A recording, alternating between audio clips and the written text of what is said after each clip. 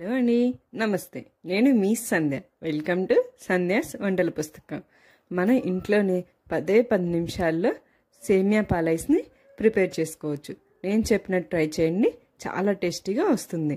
ముందుగా స్టవ్ మీద ఒక కళాయి పెట్టుకొని అందులోకి 3 టేబుల్ స్పూన్ల వరకు సేమియాని తీసుకోండి. సేమియా అనేవి గోల్డెన్ కలర్ చేంజ్ అయ్యేంత వరకు ఫ్రై చేసుకోండి. ఆ తర్వాత 2 కప్పుల వరకు పాలను తీసుకోండి. ఇలా పాలు పోసుకొని సేమియాని ఉడకనివ్వండి. సేమియా అనేది మరీ మెత్తగా కాకుండా మనం పట్టుకున్నప్పుడు ఇలా పలుకుమంటే చాలు. అలాంటప్పుడు 1 కప్ వరకు కండెన్స్డ్ మిల్క్ని యాడ్ చేసుకోండి. కండెన్స్డ్ మిల్క్ బదులు మనం పంచదారను కూడా యాడ్ చేసుకోవచ్చు. తర్వాత 1 టేబుల్ స్పూన్ వరకు వెనిలా ఎసెన్స్ని యాడ్ చేసుకోండి. వెనిలా ఎసెన్స్ కనుక లేకపోతే ఇలాచీ పౌడర్ని యాడ్ చేసుకోండి. ఇలా యాడ్ చేసుకొని ఒకసారి కలుపుకొని స్టవ్ ఆఫ్ చేసుకొని చల్లారనివ్వండి. ఇలా చల్లారిన దాన్ని మనకి ఎటువంటి ఐస్ క్రీమ్ మోల్డ్స్లోకైనా ఇలా తీసేసుకోండి.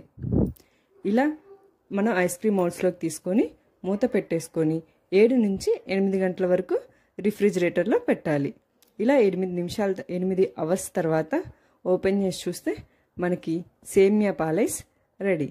మీరు కూడా ఇంట్లోనే సింపుల్గా సేమియా పాలైస్ని తయారు చేసుకోవచ్చు. మీరు కూడా ఈ సేమియా పాలైస్ని ట్రై చేసి ఎలా ఉందో నాకు కామెంట్ చేయండి. అలాగే మీకు నచ్చినట్లయితే లైక్ చేయండి, షేర్ చేయండి. మరిన్ని వీడియోస్ కోసం మన ఛానల్ని తప్పకుండా సబ్స్క్రైబ్ చేసుకోండి. Thank you.